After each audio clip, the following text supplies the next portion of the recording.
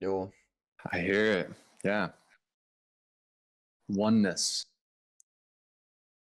Oneness, dude. Coming to accept our divinity and accept responsibility for the lived lives we have right now as well. Like I've been, and this is something I was talking about today. Like asking yourself relative questions or like experiments on your own ability to be happy. Like if you didn't have the ability to see or the ability to hear or arms or legs, Yeah, right. would you still have that same capacity to be as happy as a person as you are right now, having all of these privileges of all of these senses? And yet people without these limbs still have happy and fulfilled lives. And it's, again, just coming to be thankful for the things we do have. dude, but it's also realizing something that I think I've taken from everybody that has managed to find that amount of happiness without having the same, we're gonna call it, privileges that I do. Yeah. And the biggest realization is nothing can make you happy but you. Yeah. There's nothing on this planet artificially, even your body is capable of making you happy if you yourself cannot get your brain to produce dopamine. That's it.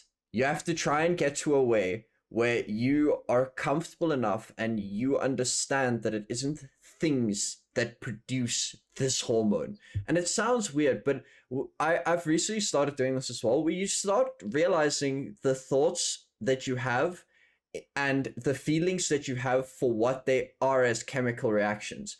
And you start labeling things as like dopamine levels or at serotonin levels, and you can very quickly figure out what you value, what you don't value, and figure out if you like those things. Because as much as we are a fourth dimensional or higher being, our body influences our thoughts and emotions so much that it's impossible to ignore it.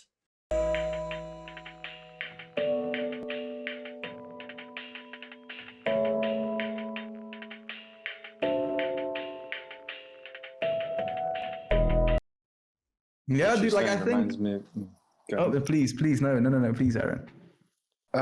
What you were saying reminds me of this guy, Rupert Spira. I don't know if you're familiar with him. He's, I think he's English, from England. He says that happiness is our true nature, or our essential nature is the state of happiness. He also says this, like, it's kind of like, his stuff is really heady and it's kind of mind-boggling, but it's all coming from this, like, spiritual oneness kind of place, and he, man, I feel like I'm getting confusing, but I'm just going to try to get through this as best I can, saying that, we are consciousness, and that all experience takes place within consciousness, right? Rather than the opposite of that would be that consciousness exists in a physical realm and kind of consciousness is birthed out of the physical realm. He kind of turns that on its head and says, no, the physical realm that we experience in 4 dimensions is a manifestation of consciousness. And that, coming back to our true nature, in essence, is coming back to that, like, innate happiness that we are, rather than something being created as an experience. Sorry, I'm getting a phone call here. Mom, I love you. I'm going to call you later. That's beautiful. Hi, Hristian. Give me 2 seconds. My word, who's the new guy? We have Aaron in the call with us today. Aaron, so what a fucking sick name. There we go. Hristian can more than capably introduce himself, so please do, Hristian. Hello, Aaron. My name is Chris. Pleasure to make your acquaintance. Nice to meet you, Chris. Where do you hail from? I'm in California. I've been here all my life. Sweet shit, California. Mhm. How the hell did you end up in a podcast ranging from South Africa? Yeah. I was just doing my thing one morning. Actually, I think it must have been the evening. I saw Melt dancing randomly on a stream, and then a couple weeks later, or a week later, or something, caught the morning live stream, and Estienne and I ended up developing a friendship through that, and then got invited onto the podcast a couple weeks ago. Yeah, he's fortunately or unfortunately quite the force to be reckoned with. A gravitational sort of presence, the bastard. Yeah. Yeah. I'm still Also, here, Hristian. I didn't leave when I gave you the know. mic, dude.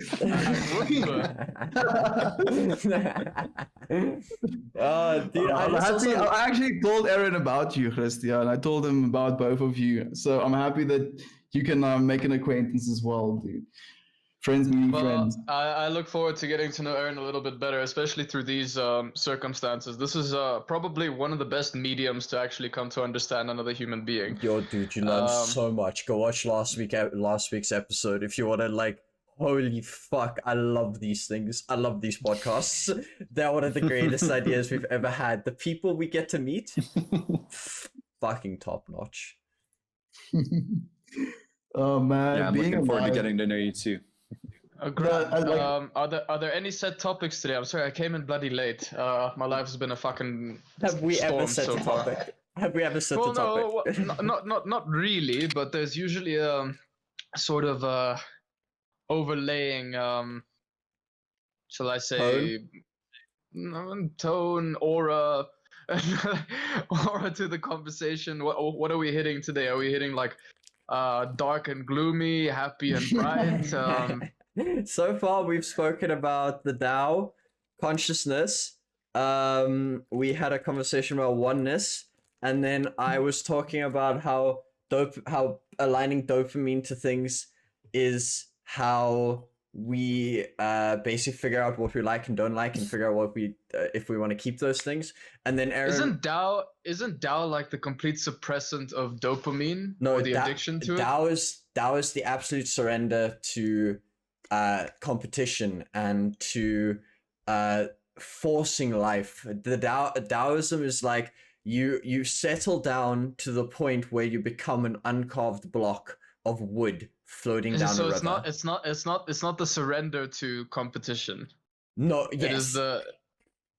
It is the complete and utter exclusion of competition. Yes, completely and utterly. They emphasize the point that you should never push to be competitive with other people, because even with yourself. With anything, like competition should be cut from your life, because the point is that once you start competing, and Alan Watts had the same thing, the moment you assign something as good, you have to assign something as bad to assign something as good. That's just how it works. It's impossible to do one without the other. And the moment you say, I'm gonna win that, you can lose at something. And in life, you can't really lose. It just goes up and down. It gets better and worse and better and worse, but you never lose. There is no failure, dude, in this life. Just like, again, with what Aaron said, it's that the experience of just being, like, there shouldn't be this necessary like urge to continuously, like, of course we're extending ourselves in creation, but do you know how fucking hard it is to just be? Do you have any? No, of course, dude. I've been trying to just fucking be. Oh my word! As a human being, it's like the greatest handicap to just be. We love doing things. It seems like there's like obstacles, and like always distractions and opportunities. We give ourselves every opportunity to do anything else besides just be. Exactly. That's brilliant. I like that. But it's not that the reverse is also true, is that you are constantly always in a state of being, right? Like if you weren't, then you'd be dead, The truth is, or not born yet or something. No, one way or another you will be. Whether you're trying to not be or to be, you are going to be. It's So it just comes down to accepting your being.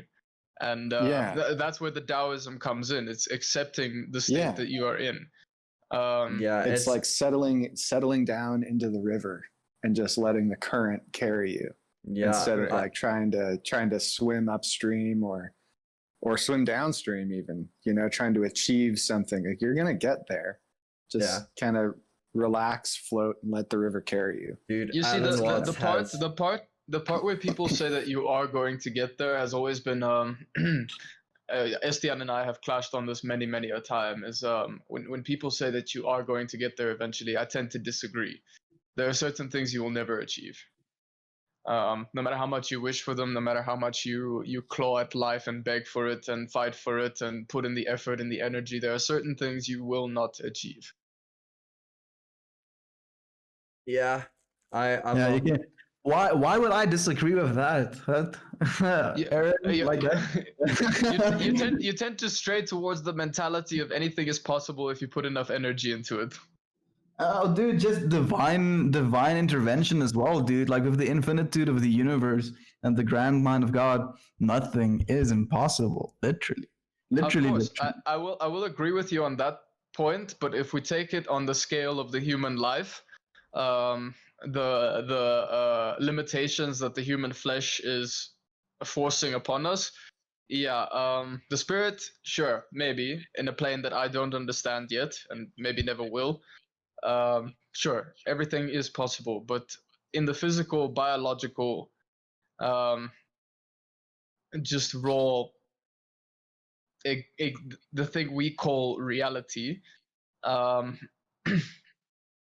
this is the curse that we human beings are born with, is the ability to have infinite imagination and then bearing the limitations of this, of dude, everything like, around us. I think about this infinite imagination as like one of our like gracing gifts, dude. Like, one of the things that separates us from the animal kingdom in a lot of ways, in that ability to literally be able to create actual worlds in our minds, dude. To create as God creates. I think we are completely 100% capable of doing all of that. The one thing that is left, though, is this little enigma called impatience. And I think we can achieve everything. Maybe not in your lifetime, maybe not in 1,000 lifetimes from now. And that's the thing about human beings. We are, knowing our current lifespans, we are naturally utterly impatient. yeah. See, Chris, what I agree with that is that it's the same thing in everything. Is you have to accept that the extremes of everything is not going to be possible, because I can understand where Chris comes from, in the sense of like, bro, do you know how much I would love to see Neptune, like up close in a spaceship? I could work my entire life, become the next Elon Musk, and I could not do it in my lifespan. I could not. I don't think so. At least in a way that's affordable. We could probably do it now. We could probably send me there, but I don't know how we're gonna get me back and how long it's gonna take. Yeah, just like, do the last thing in your life, dude. See Neptune. Live your dream. Not close. Cheers, dude. Yeah, like they are, or I will never see Alpha Centauri, not in my lifetime. Maybe my uploaded consciousness, but we can have a big debate on whether that's me or not. But that's why I feel like there are some limitations that the biological form just imposes. But where I will agree is, anything that you set your mind to, that you do not immediately go, that's fucking preposterous, you could probably achieve. You have an innate ability to understand your limitations. And well, I think that's where it becomes very important, is understanding your limitations. For example, I want to go die in the desert when I'm 95. That is completely achievable. I'm gonna get someone to fucking roll my damn wheelchair onto a dune and just leave me there. That is gonna have to be me. Damn it. It's gonna probably have to be you. Oh, fucking Hristian. Just stick a handful of mushrooms into my mouth and leave me there at 95. I'll be so happy. Funny. It's so funny. I've had somebody very close to me tell me to do that for them. Oh, wow. Dude, who I will swear, remain no. nameless. Something that's recently been coming up in my life, and it's been hitting hard, is everybody lives the goddamn fucking same lives. People don't believe me, but we do. Start talking to people, and like on the surface, yeah, sure, no, you're a billionaire, I'm just a regular dude, blah blah blah.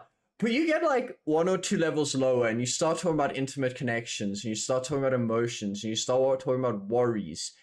Bro, every single one of us is exactly the same.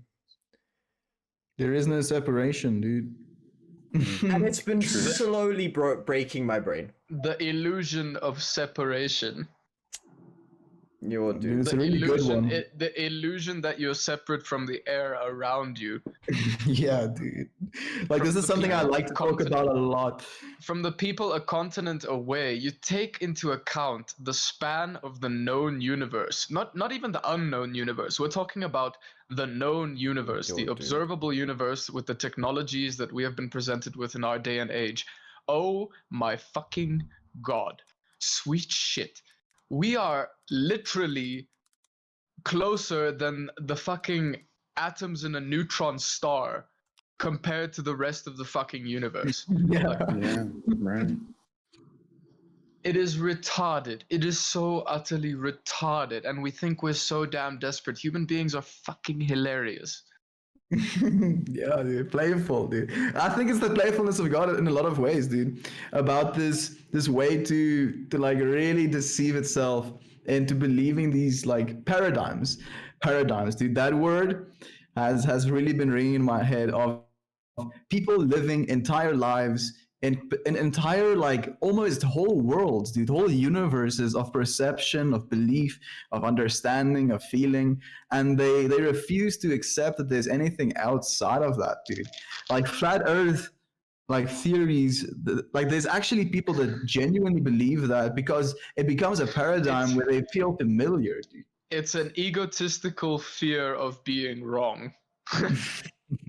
Dude. Wow. And the thing is, as well, like we live in such a connected age right now where if you have a wrong theory, and with the amount of people on the planet, with the amount of people that have access to the internet right now, you're probably going to find someone that is also misbelieving in the same theory. So it forms this like, what do they call it?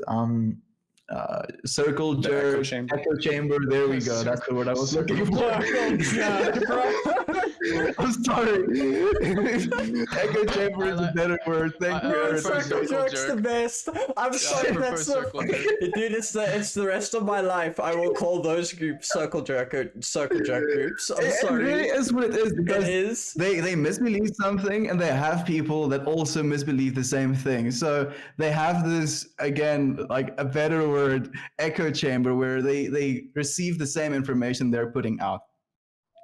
And it becomes intoxicating because it feels familiar. Yes. And moving away from that Come is on something my that face cuts with away. ignorance.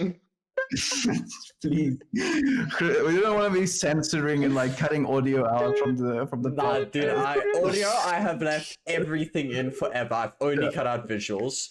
I think it's probably too late already. Yeah.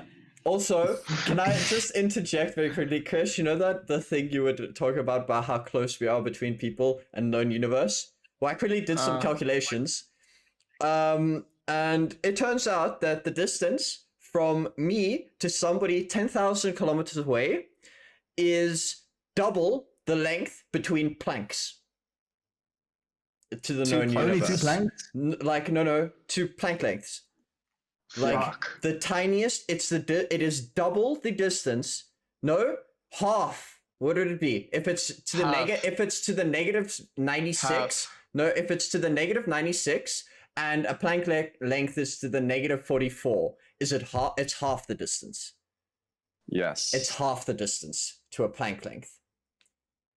Nice. That makes Closer a than lot of close. sense in my brain. It is literally a number with To put- 93 zeros after the dot. Yeah, for the listeners out there, what the Planck length can be sort of visualized as is in the scale of our known universe, the Planck length is the size of one of our trees. Yeah. In comparison to the rest of past the Milky Way galaxies and to other galaxies and to the observable damn fucking reality. It's the size of one of our Earth trees. Yeah, my That's a brain. planet. You know, I'm my really brain happy you doesn't said wrap it. about our relative universe, because there's this really weird theory as well, and I want you guys to play around with this. This really weird theory that with our brain frequencies, like, you know, literally our brain has like a sine wave type of frequency state, Yeah. and the more complex your thought is, the more spikes you're gonna have, so more frequency in your sine wave brainwave. Yeah. And there's this theory that if you can like tune up your frequency of mind to the point where the distance between your frequency waves becomes shorter than the Planck length, you literally clip out of this universe. No, let's not get the stream banned again. We tried talking about this already. It didn't work. It's just the CIA on the other side of this. Like, send them in. Dude, They need to be assassinated right now. You were talking about here, it again. Aaron. But the last time we tried to talk about CIA documents, it was on a live stream. The stream just went poof. Just a drop. That's funny. That's So- funny. My friend was just telling me that she started reading the Department of Defense articles on the gateway process, which I guess has something to do with like out of body experiences and stuff like that. Yeah, Wasn't that- hemisync, dude. Keyword. Well, wasn't that exactly what we were talking about? That's literally exactly what we were talking Yeah. about, That's dude. so funny. And when did your friend tell you this? Yesterday. Whoa. So like that, like the odds of that happening, dude. On the scale of our universe again, like we're talking about our small scale, right? Oh And man, how I'm we so glad you perceive brought time. that back. I'm Dude. glad you brought that up because I had a thought and then I forgot it. Please And I share. was like, wait, what were they saying that brought that up? So yeah, this came up a couple days ago. I think it was on 420. On 420, I had like a really fun Classic. day. Ended up waking up really sore, and so I took a couple hits in the morning, and then took a walk. I didn't want to ride my bike on 420 because I was stoned, and I figured everybody driving their car was also stoned. I Yeah, just good got in an idea. accident last year, so I was like, I'm gonna walk. So I walked down to Berkeley, took the BART, and then walked over to the weed store, and they had a sale, and I bought some weed. And then I walked over to this park and smoked a little bit more and read the Gospel of Thomas, and then sat down to do a meditation in the park. And I had this like really wild experience of just this recognition that all of the life force in the world was just happening for free, you know. And then I got to think about this kind of analogy that I wanted to bring up with you all about, like, you know, we all play computer games. We're on Discord right now, you know, like we understand a little bit about simulated realities that we experience in games, you know. And so you can think about these terms of like rendering, you know, like if you've ever, I think Yuan, weren't you talking about working with some sort of program Chris for and I rendering both- images? Chris has a computer science degree, and I'm studying third year computer science. So yeah, I'm Yeah, very- you guys, yeah, okay. So we you get this understand. idea of rendering, right? Yeah, Like rendering takes, and you guys can fill in the blanks for me here, but I want to say it takes like processing power for the computer, Yeah. right? Like the yeah. GPU it has to do put some juice maths. into it. Very Yeah. heavy, right? heavy, hectic maths. Do you guys have a window? You can look outside and look at a window. Yeah, Dude, how quick you I mean- render that.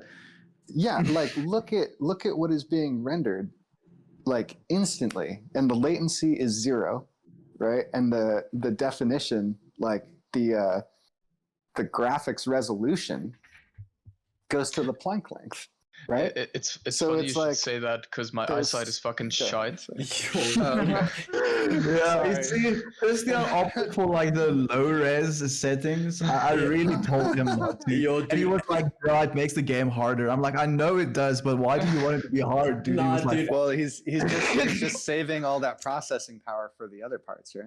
Yo, dude, me and Yeah, Christian exactly. chose poorly on our eyes. Holy No.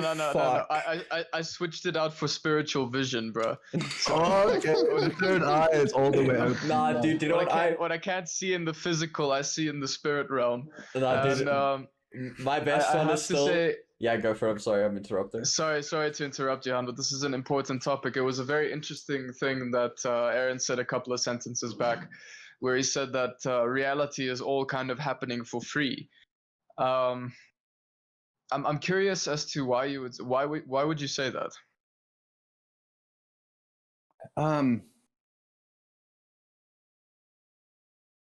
I was sitting in meditation, and I was kind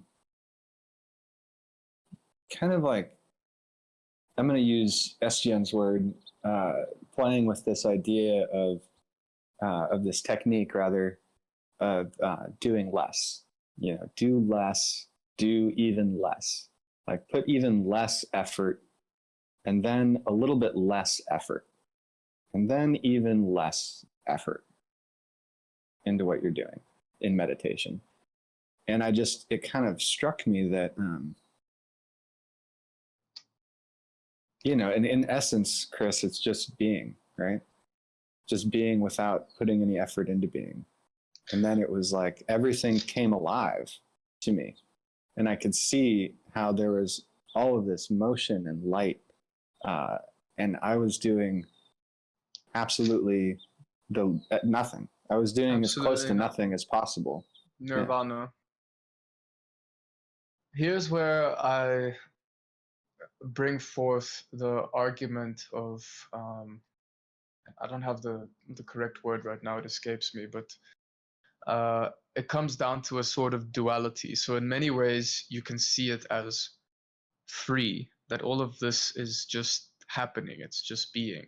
All of it is rendering, as you would say, and at the Planck length. But Johan and I, the programming background that we come from,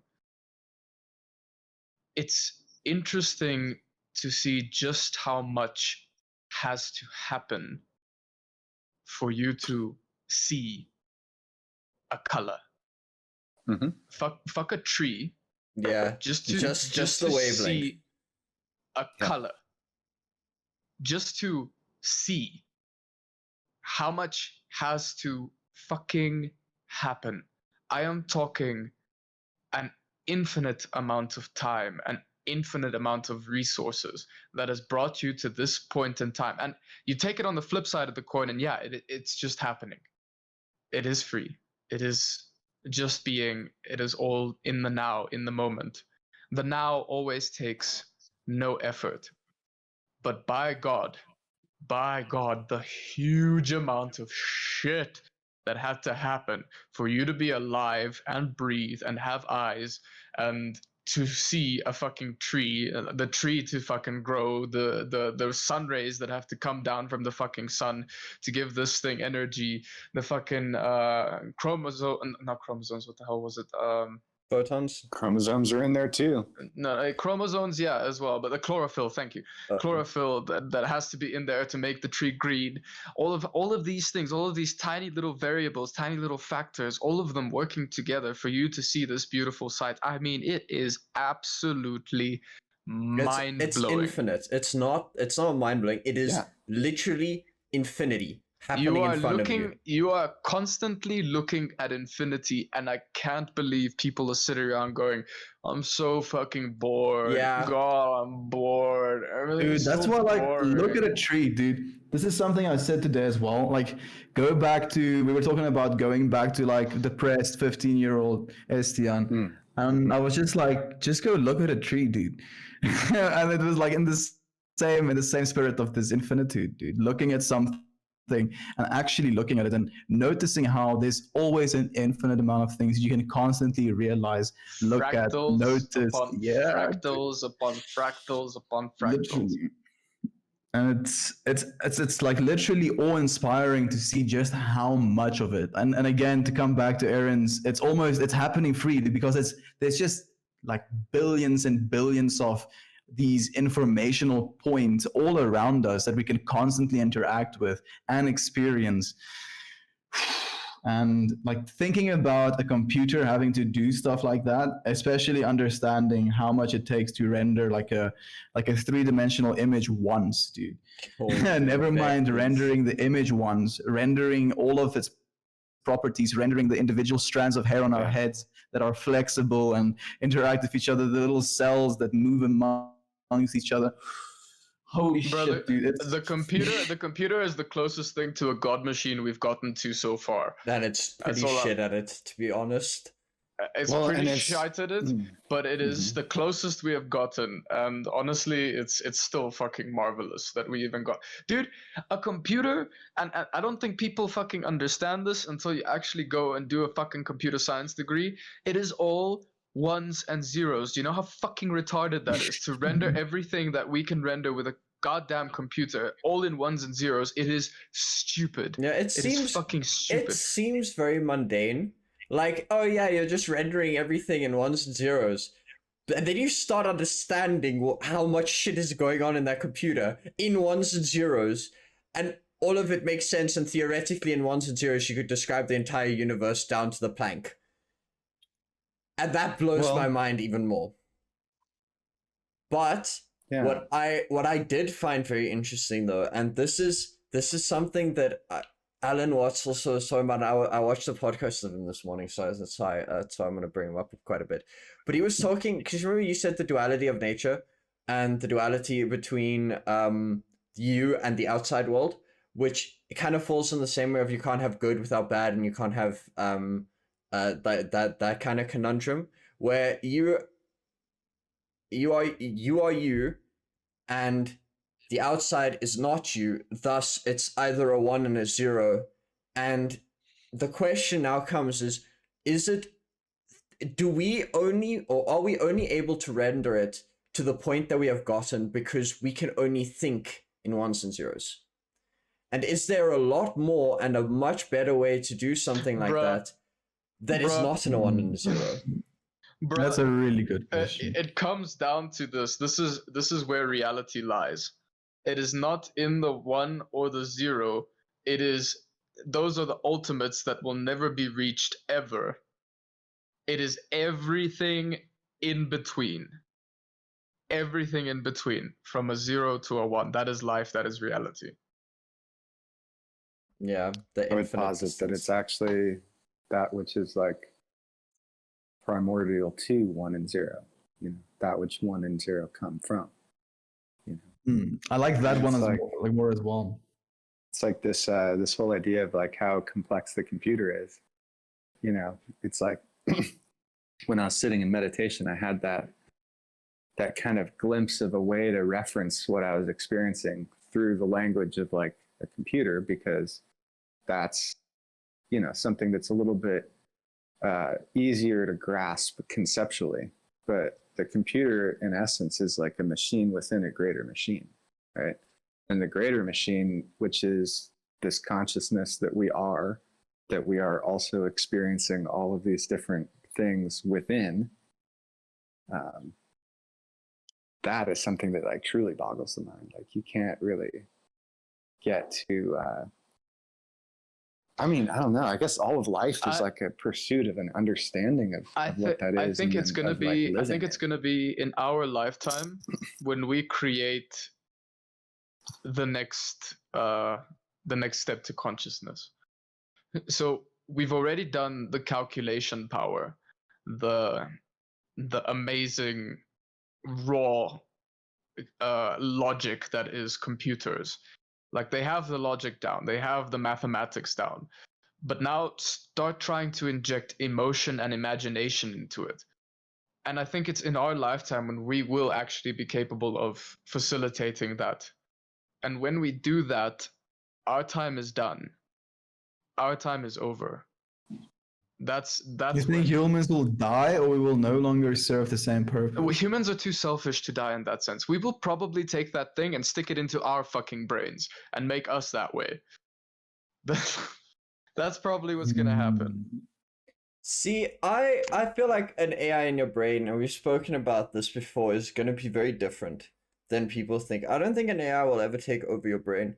As complex as an AI is, your brain can still quantumly think. you can still hold two conversations and two thoughts at the same time, and even up to three or four thoughts. And because of that, no matter how good an AI is, no matter how quick it can process, if you could do three or four things at the same time, multiprocessors.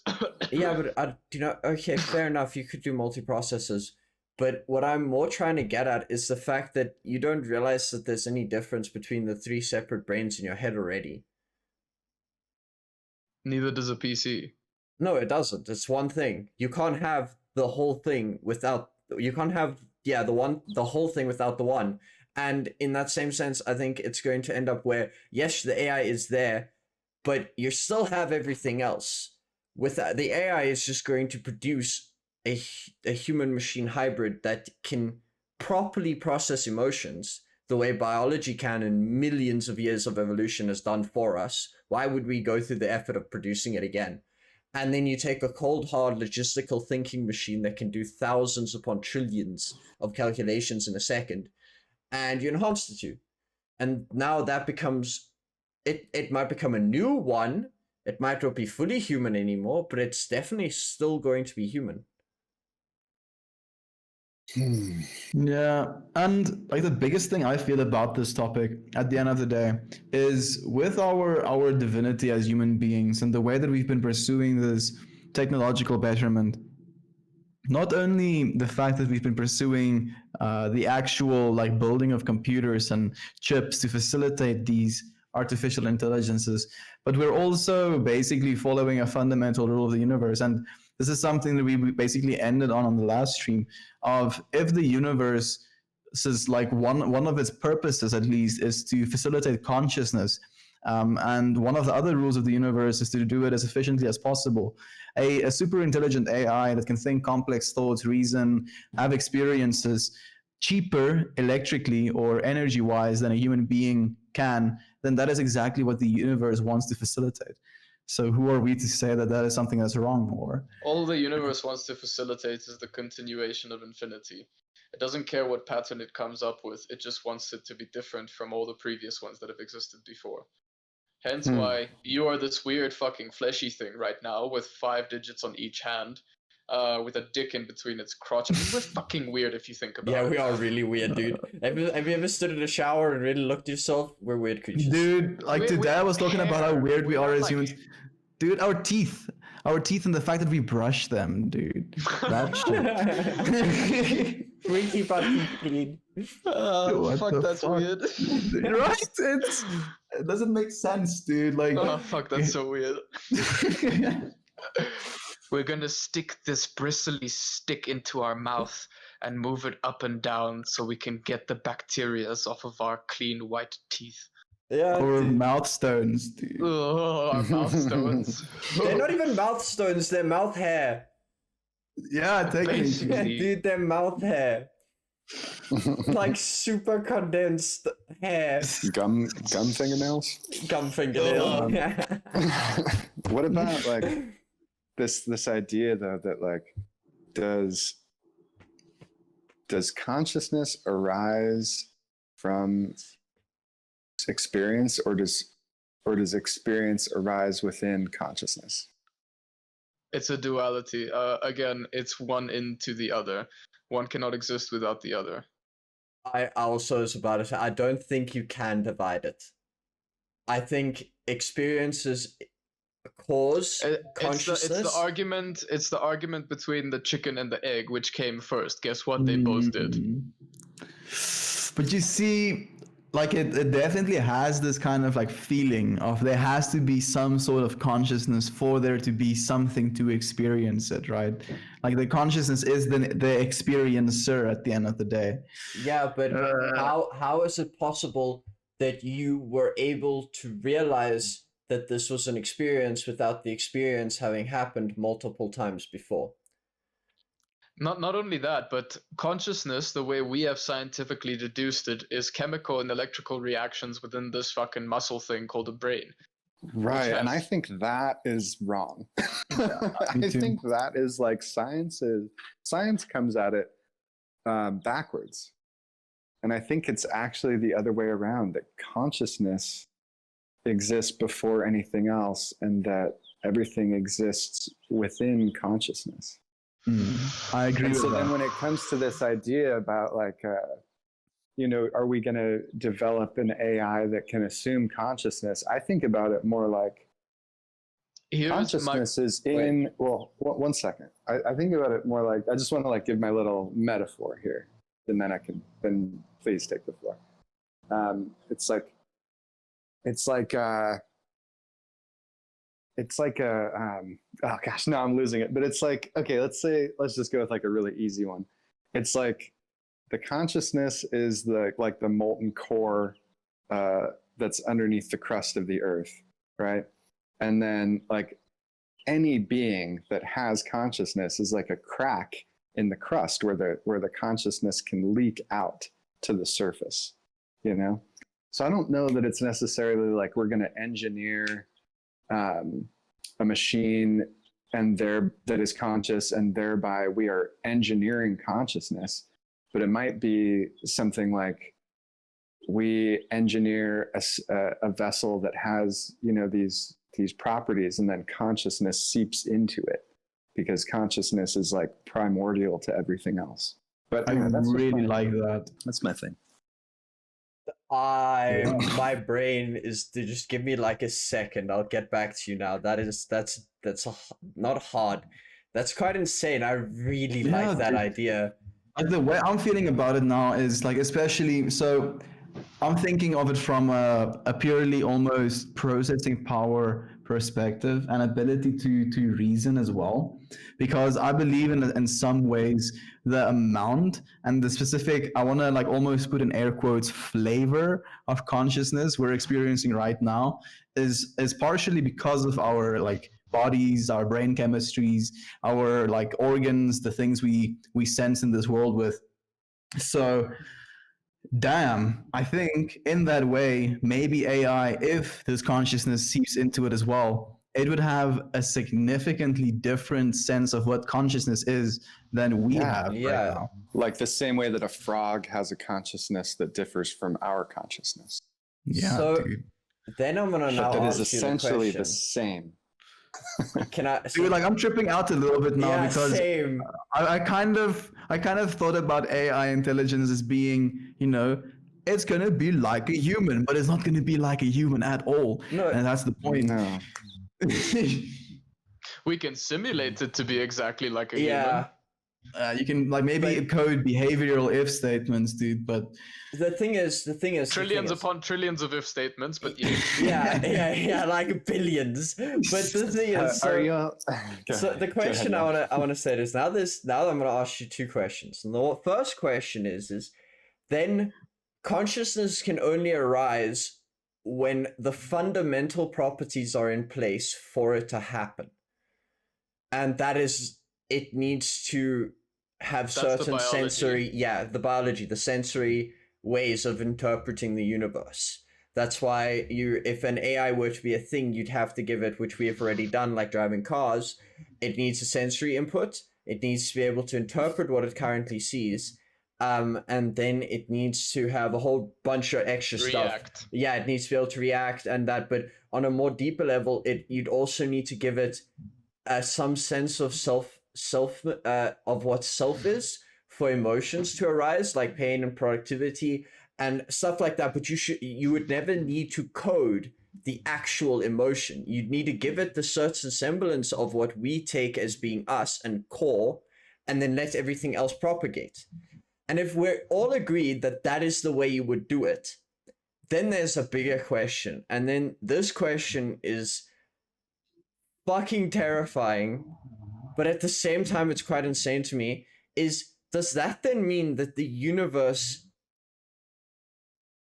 is nothing and everything at the same time in this infinite ball of fourth dimensional goo that every time here's your probably answer. More like 13th dimension. Yeah, it's going to be huge, but let's not break everything here. Yeah, Chris? Here's your answer, Johan. Yes and no.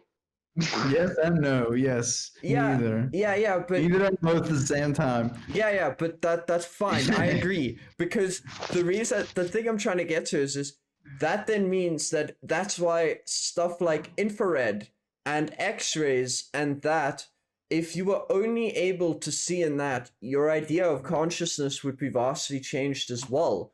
It's like Plato's of Socrates' cave analogy, where if you were put against a wall and you sat facing the inside of a cave, and all you ever saw your entire life was these shadow figures moving on top of the wall.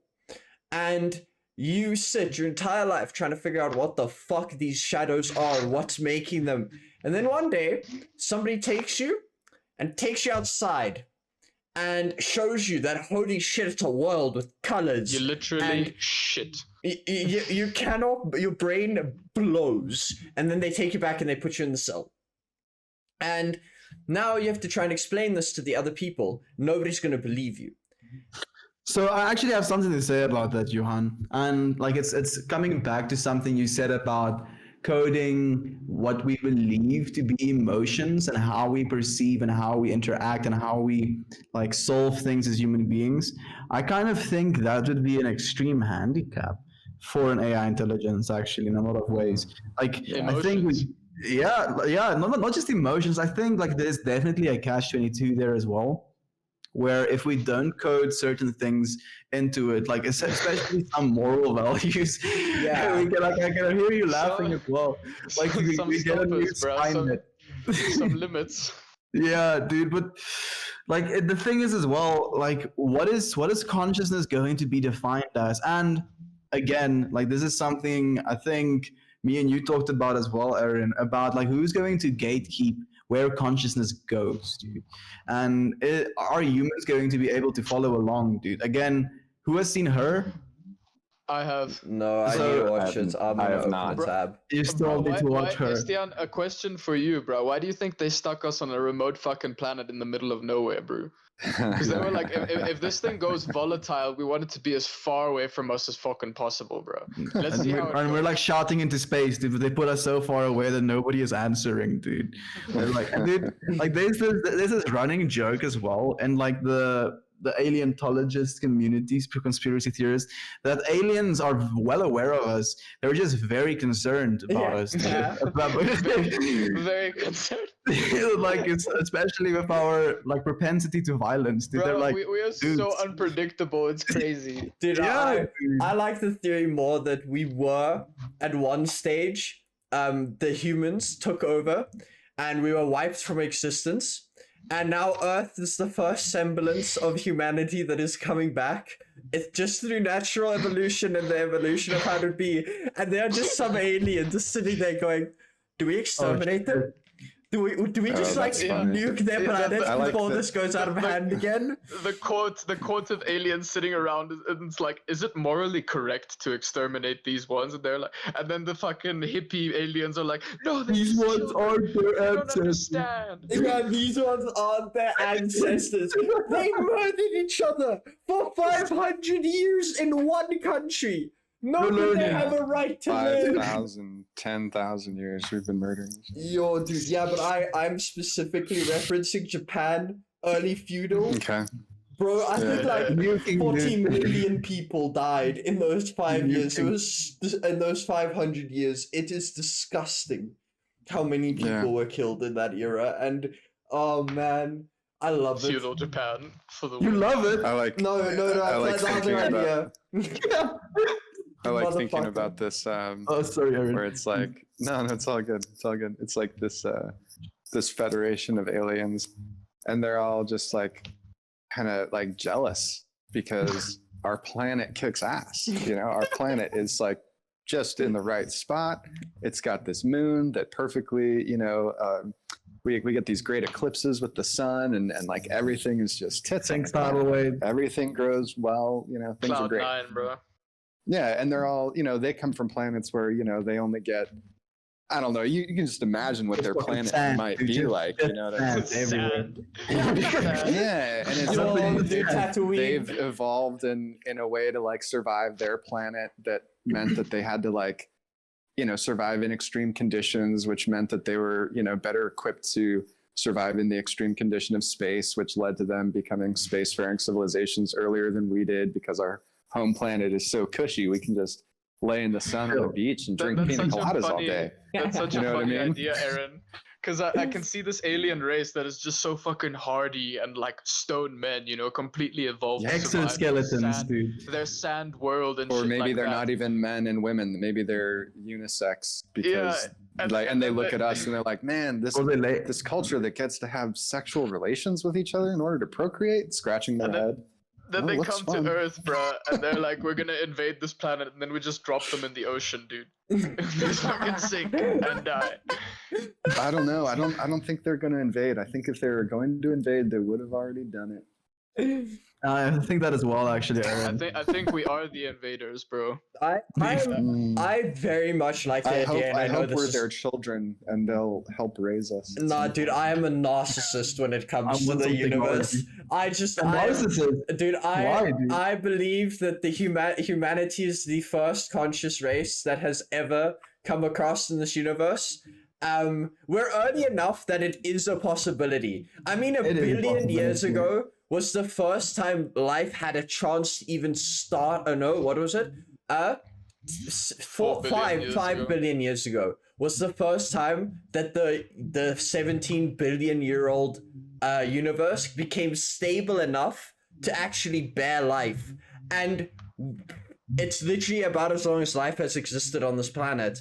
And technically that could mean that we are the first. The very, very first sentient creatures that are going to become spacefaring, and that's why we've not seen each other.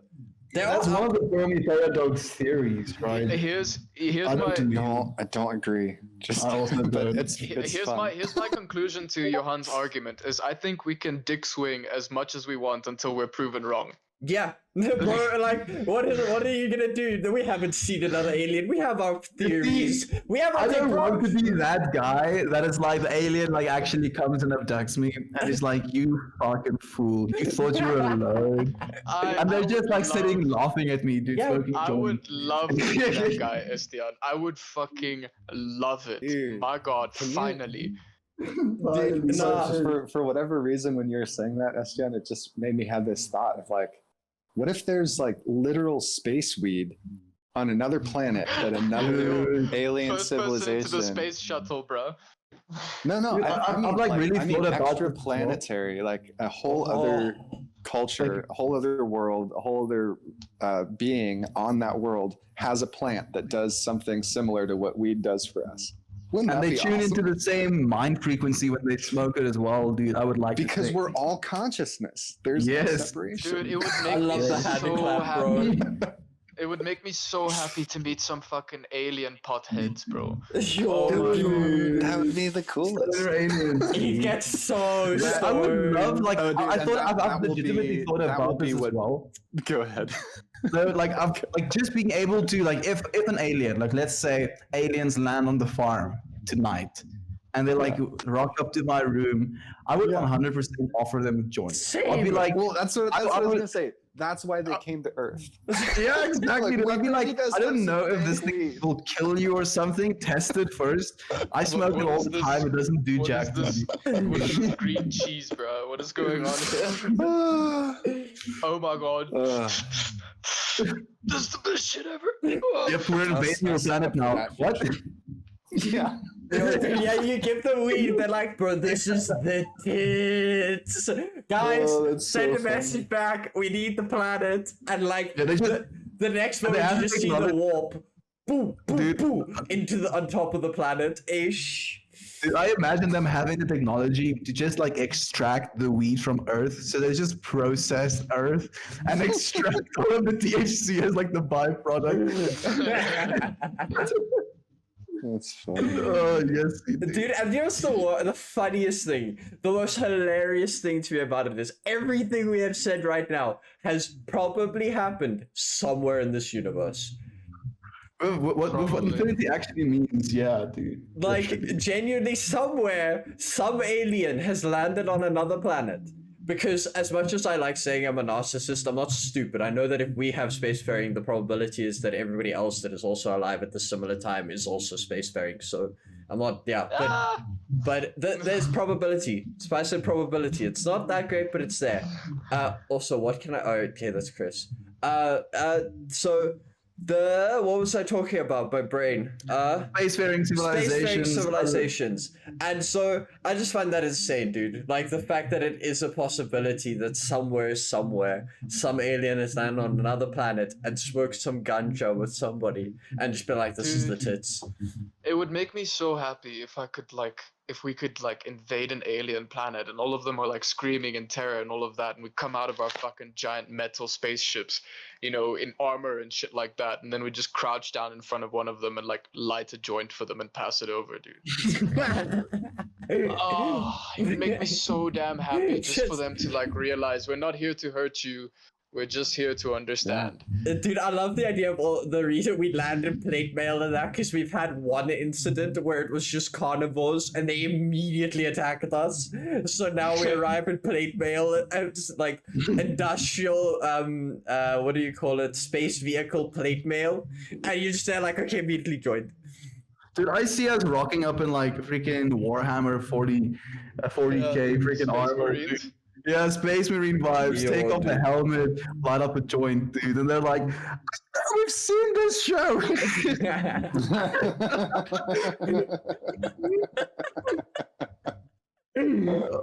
Oh man, that's my like optimist, the small optimist that exists in me. Like I'm kind of hoping that if we were to be invaded by an alien species, that's what would happen.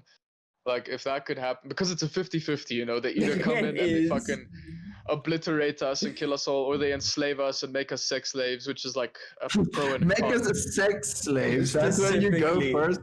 I was like, for me, like my idea of the worst case scenario of alien invasion is this one alien movie where they eat the humans' brains. They like literally have these like aliens that chase people around, suck their brains out, and then deposit it to this like mothership, and then these like alpha aliens are just eating brains like whole. Was that a Scarlett Johansson movie?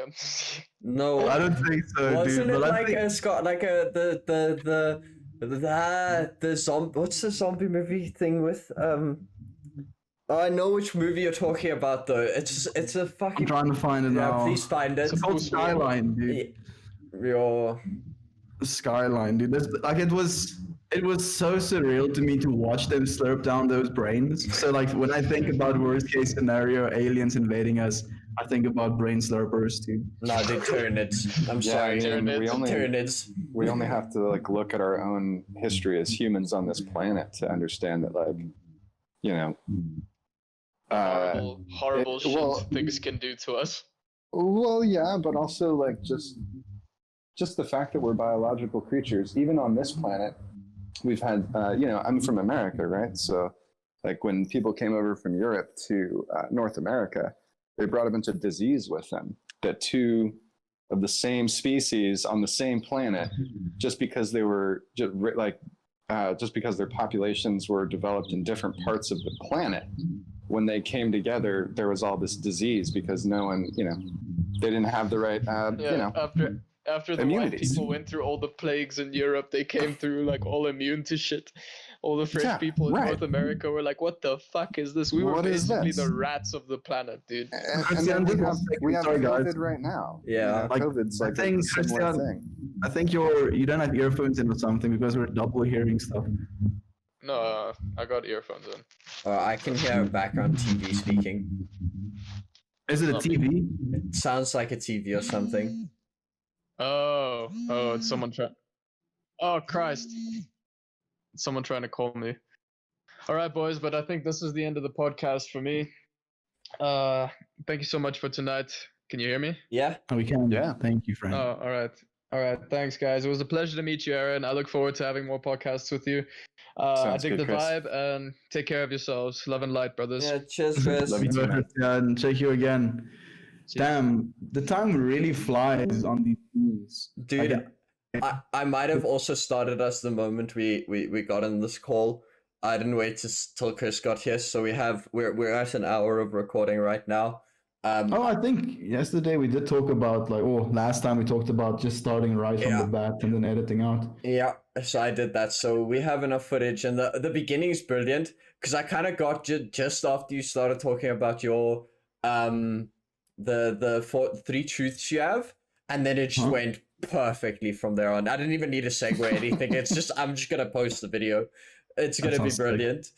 I don't necessarily quite want to end the podcast just yet. I'm chilled. That's sick. How about you, Aaron? Yeah, no, I'm good to hang. I was thinking the same thing, how it just kind of flowed naturally in the beginning. And then at a certain point, I was like, oh, yeah, he's not going to do any sort of like intro because we're in it already. Yeah.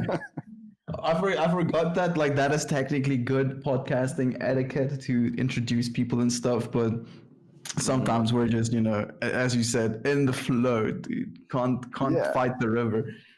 Dude. Yeah, right, exactly. So I actually, the reason I keep falling onto that topic, the flow thing, is because today something very weird happened to me. I had a shit morning. I had a bad morning.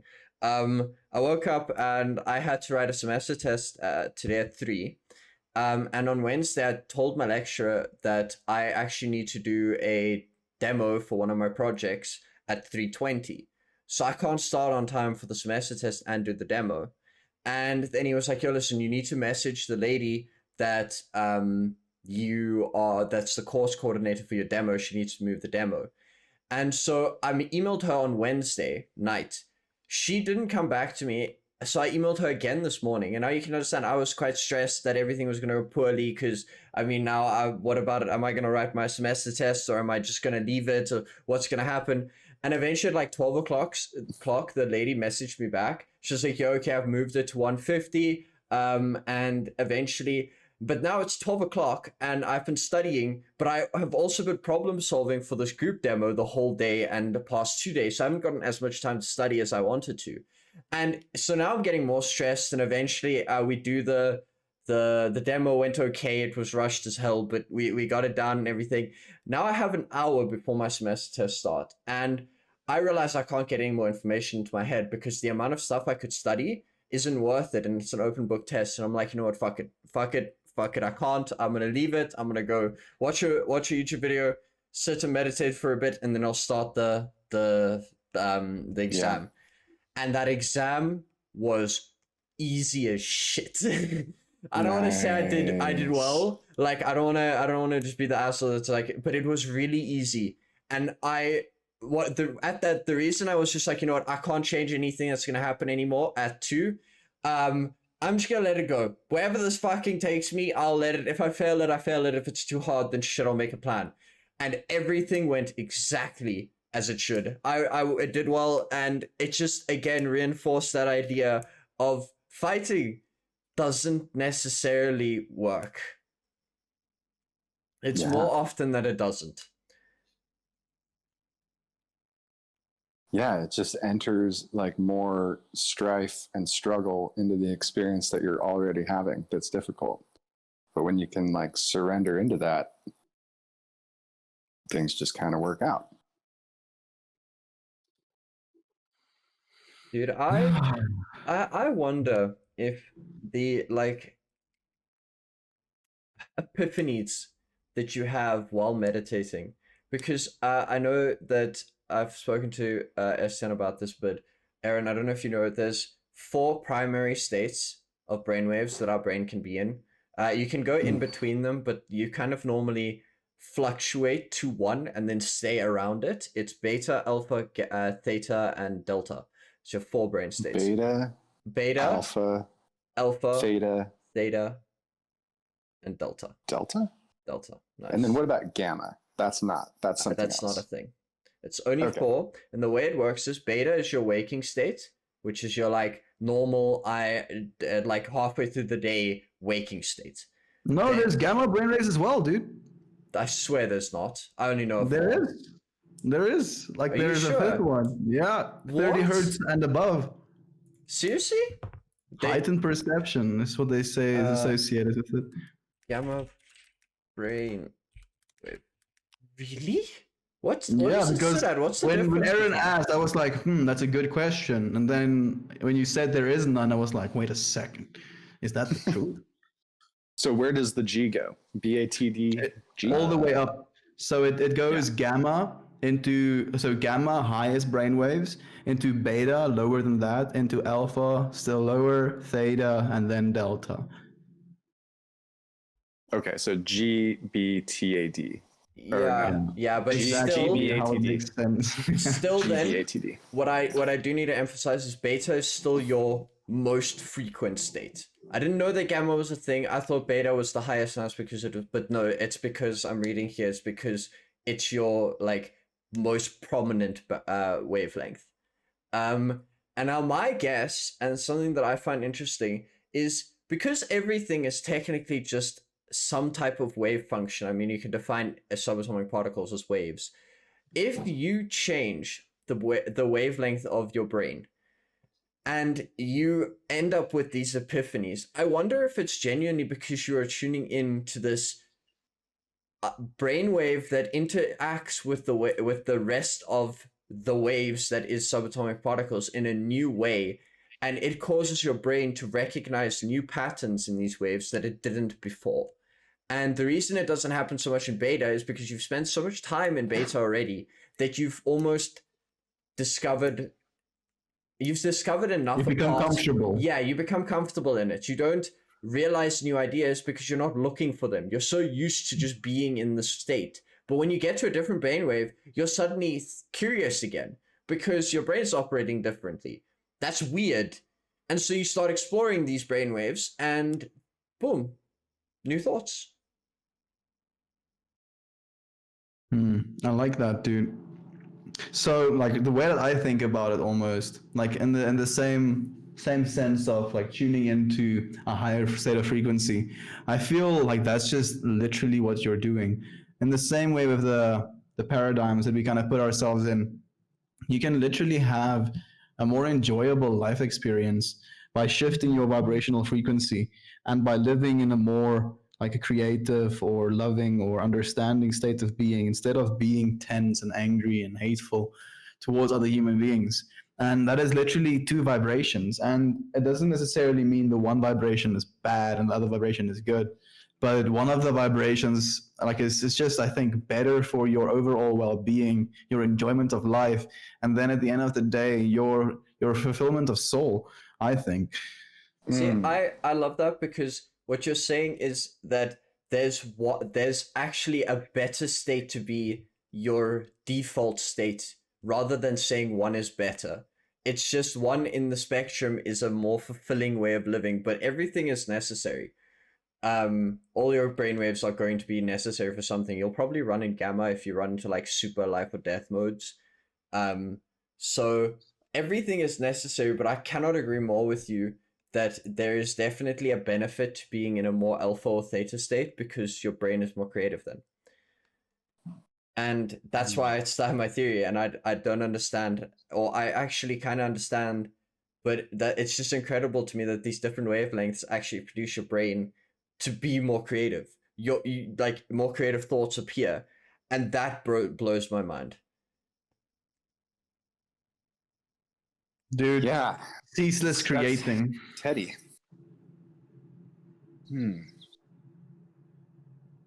don't know what I think about that. Yeah. Yeah. There's so much about the brain that I don't understand, you know? There's just like a lot to know there. So I haven't really looked into that to like be able to give an opinion on what you're saying. No, dude, Certainly, I know very little about it as well. yeah, We know nothing. It's very interesting just to like see, man, what was that article you were reading, or you had mentioned an article about the default mode network that got me reading into the brain a little bit. And there is, starting to be like more study done on meditation and what that does to the brain and how it can actually like be beneficial in these different ways. Yeah, really dude, it can stuff. It can, like, there's now like proper proof as well that it's literally possible for us as human beings, like properly functioning human beings, to affect the expression of our genes. Yeah.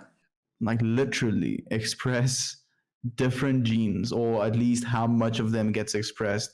And that literally changes our physiology. It changes the way our minds work, changes the way we age. It's crazy, dude. Yeah, I mean, there's a lot to explore there. The one thing that I've been noticing in the last couple months with having like a regular meditation practice is like just being able to feel physically and mentally the difference between being present and not being present. You know, like being present and open and aware, to the point where I can kind of see my thoughts coming, in a sense, and just be like more receptive to what is happening in the world around me and my own emotional states, being more grounded. And I think that comes from, just having a consistent practice of meditation. What's the word that means being able to predict things before they happen? I don't mean psychic, I mean like intuition. It's like your intuition just becomes better. Like Clairvoyance. No, intuition's the word I'm looking for. It's like Okay, gotcha. it's basically when you start walking around and you kind of feel what's gonna happen around you rather than it just happens. Or like you'll get I know people say it's, I don't know if it's a stupid representation or if it's just, but like getting a phone call and knowing who it's gonna be, or Totally. getting a message right as somebody you were thinking about gets to you. And I feel like that's what your brain actively gets better at it the more time you spend meditating. And I don't know how true that is, but that's what I've noticed. And I'd love to know, the fact that you actually say you've noticed it as well is quite insane to me. Yeah, I think there's something about like we are consciousness existing in a human body, right? And we're not separate from anything or anyone around us, but we have the illusion of separation, and we can kind of like feed into that illusion by busying ourselves with tasks, things that we're trying to achieve, because we think that it will change our identity, and we get really, really invested in that on a lot of levels, But when you start divesting yourself of that, you open up space to actually receive what's always happening around you all the time, And it's kind of like I don't know. I work with metaphor a lot. It's like you can't. For me, it's easier for me to work in a clean environment. If my room is a mess and there's paperwork everywhere and laundry all over the floor, I'm not going to be very productive if I sit down at my desk to do anything. But if I go into my room and it's really tidy and clean, I can kind of already see where things are. It's easier for me to focus on a task. I kind of think there's a corollary there to developing mindfulness. When you're able to rest more in your natural state, you're just more aware of the things that are always happening. And it's kind of like, I don't know, you have a dog, I know Estian. I have my absolutely beautiful baby girl. She's an English Cocker Spaniel. I love her to death. Beautiful. I had a dog when I was living with my parents, and this dog named Rosie, she would always know when my mom was coming home. Really? That's Mom, insane. if you're listening, Mom, I'm gonna tell a story that involves me smoking weed and trying to hide it from you. So there it is. So we're already honest about this stuff now. But I used to hang out with the dog, and I'd get stoned, and then my dog was like my alarm bell. Like, okay, I know when the dog acts up that Rosie. My mom is like 10 minutes away. What? And then I'd get to like clean up my stuff and make sure the house didn't smell like weed, and I'd change my clothes or whatever. But yeah, ingenious, dogs have that kind of awareness about when their owner is coming home, because they're like tuned into it. You know, in a sense, maybe they are tuning their brain waves into that frequency or something. I'm not sure, but yeah, I think we have the ability as humans to do that as well. And like, there's so much that we pile onto our. And I was talking with my friend the other day about this. Like, we're born into this life, and if you've ever been around a newborn, it's evident that they like already have their personality. You know, like they come into this life as a human with all of this human conditioning. You know, like from their genetics, from their parents.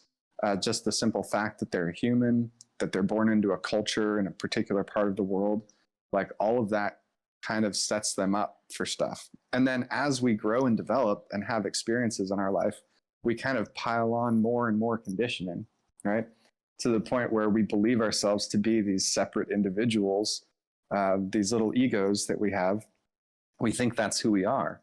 But then, you know, it's possible also to you know, have awakening experiences spontaneously, just have revelation spontaneously that we are not separate from each other and everything else around us. And then, you know, through meditation and practice, we can kind of deepen that awareness and that experience of understanding our oneness with everything. And then it's like peeling back the layers of the onion. You know, you have to peel back your personal conditioning, your identity, and then eventually it's like you're peeling back your humanity too, you know, and you're like, oh, what's more essential than being a human in this experience right now, you know? I don't know if you guys have a sense of that. Yeah, I'm tripping out a bit, bro, but I'm liking it, man. Yo, dude, I'm not gonna lie to you. Your ideas have been insane tonight. As you're speaking, my brain, I'm just sitting here visualizing everything you're talking about. Then you're done. I'm like, oh, try to come up with something to say back. Yo, Dude, Well, hey, I really I like wanna- the. Sorry, go ahead. dude, please. No, please. Oh, I just want to say, because a lot of this stuff is getting kind of heady too. But one of the dudes that I call him a dude. I feel like saying it now, that's kind of disrespectful. One of the teachers that I really admire and get some of this that I'm talking about from is named Rupert Spira. So I just wanted to put that on the podcast again. Give credit where It's Rupert credit's due. Spira, that friend that you've shared with me as well. He makes videos. So Adyashanti is another guy. Adyashanti, sorry. Yeah, The Adyashanti name means primordial peace, and then Rupert Spira is he makes pottery and does spiritual teaching in England. Oh, that's wonderful, dude. Yeah, just shout out both those guys if anybody wants to get more information on some of the stuff I've been talking about. Dude, like I'm thinking now specifically about the personality thing, because it's really interesting to me. Like I, as a child or even a baby, enjoyed vegetables, dude. I was never opposed to them. And like the rest of my siblings would like fight to the death to stop them from eating these things. And to me, it was just like, oh, broccoli? Sure. Hell, why not? Maybe like, and that's something that's really curious to me as well. Like, is it something that DNA? Is it a personality thing? Did that shape who I am now? That I'm curious about. yeah, are you born with like a couple ideas of what you want in the world, and then that shapes everything you are now? Because to be fair, you change slightly, but there are always like a couple core fundamental values that you really struggle to get away from. And it's weird things. It's like stuff that you eat, or what's a really good music you like. That's something to me. Like your music taste changes the whole time, but you can never get into music that just is vastly different from what you usually listen to. It'll be a little bit different than that, but that's kind of insane to me. Again, I keep saying that, but it's the only like feasible way for me to explain the feeling that is going on right now. Because there's also no there's no liking the music that you've already decided to ship as well. Yeah, I'm sorry. Like I don't I just my one is as much as I cannot get into heavy metal. I have tried. I can get into like heavy rock, but Lane, like close your ears. yeah, I don't know if sorry. Lane is, I was gonna say, I don't know well, if Lane is I'm listening sorry, right bro. now. We'll get you some We have heavy one metal. friend that is like a super metalhead, Dude, and I don't even know if he's gonna watch. But I love you, bro. I'm sorry I don't know you. I love you, but I just don't. It's not the way my brain works. Just it doesn't work with that type of music. And since music is just a wave, the way your brain works is going to be heavily influenced, and what music we like is also going to be heavily influenced by how our brain works. So Yeah, what's coming up for me now to say is that like every way that we are, that's natural to us, it's not wrong, you know. And this whole like peeling back the layers of the onion, I don't mean that to say that that we need to like change ourselves, or like something Hristian and I talked about early on was like in our phone calls and stuff, was this idea of like we don't need to destroy the ego. You know, you don't need to dismantle the ego, right? But it's just peeling back the layers of the onion in the sense of like recognizing that your identity is not the ego. You know, that that's distinction huge. is important, because you don't, man, it's like, yeah, you like the type of music you like. I can, when you were saying that too, it also brought up this idea that like I've run across like very few people in my life, and I used to have like a joke, which I say in complete jest right now. It's not to be taken seriously, but it's like I don't trust anybody that doesn't like music. But there are just people out there that don't particularly get much out of music, dude, but like know? I do feel what you're saying. That like having a conversation with someone who's like, yeah, you know, I just don't like any music. I'd be just like what? What do you mean? It makes me curious more now than anything. Like, as I used to maybe just be kind of like, okay, well, if you don't like music, my music is my whole thing. So I'm just, I don't know what we have in common. That's like Now, my whole thing, dude. Yeah. I'd be super, I'd be super interested to like talk to somebody out there who actually is like that, that just doesn't really care for music, because I would love to find out what for them is music. Yeah, You know that's what I very mean? true. Like, what is it then? Like, there's something there. Maybe they're really into like textures. You know what I think would be the case with that? I think for some reason, and I don't know why I feel this way in my head. I feel maybe people that don't like music at all had very blessed upbringings where they never really had any need to escape in some ways. I feel that's definitely what music for me right. was in a lot of ways. Wow. To just be a sort of escape, to feel my feelings, or to not feel them sometimes, or to get angry, or to get sad. And maybe some people didn't have to do that, so they never really attached that feeling to music, because that's what music was for me starting from a very young age, and this in the same way become a very big part of me now. See, but okay, so something I will say is I I've always liked music, and I've always known which type of music I like, but there was a stage in my life where music did do very little for me. And the reason is because I just used computers as my escape. It was games. I just sit and play games for hours on end, not listening to music, just sitting in silence playing the game.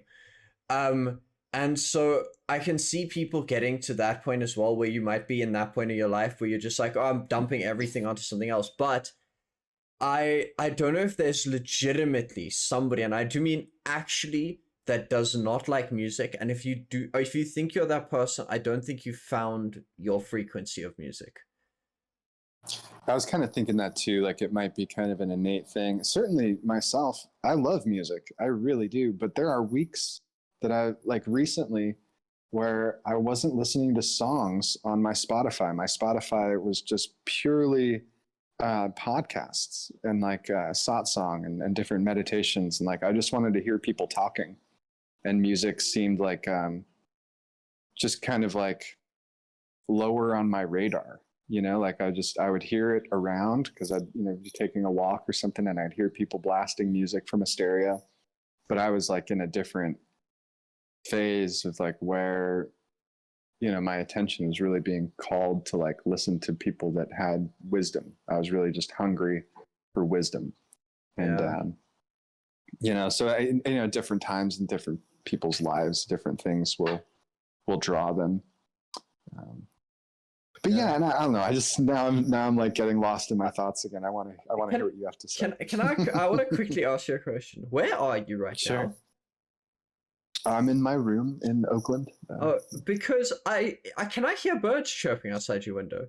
Certainly, yeah. Some birds chirping, maybe some cars driving by. I've only heard the birds, and I am tripping tits because I look outside and it's pitch black, and then I just hear these birds every time you talk. I cannot get over how big this planet is, so the fact that you have like, what is it? It's like in the afternoon, nice like it's 11:22. 11:22. Brew, it's 22 past fucking 8 here. No, I should be getting to bed even. Like this Dude, it's been an hour and 25 minutes of podcasting. But what were we talking about right before this? I lost myself now. I don't know. Music, onions. Oh, music and onions. Yeah, you know, music is like onions. It has layers. It has layers. It has so many layers. You don't know. Oh, bro, that's such a gentleman. This was an amazing night. Thank you so much for the podcast. It was a lot of fun. Thanks for setting this up, guys. Yeah, dude, Aaron, thank you so much for coming again. I'm glad I got to spend some more time with you. You know, you're always welcome. It's been a blast.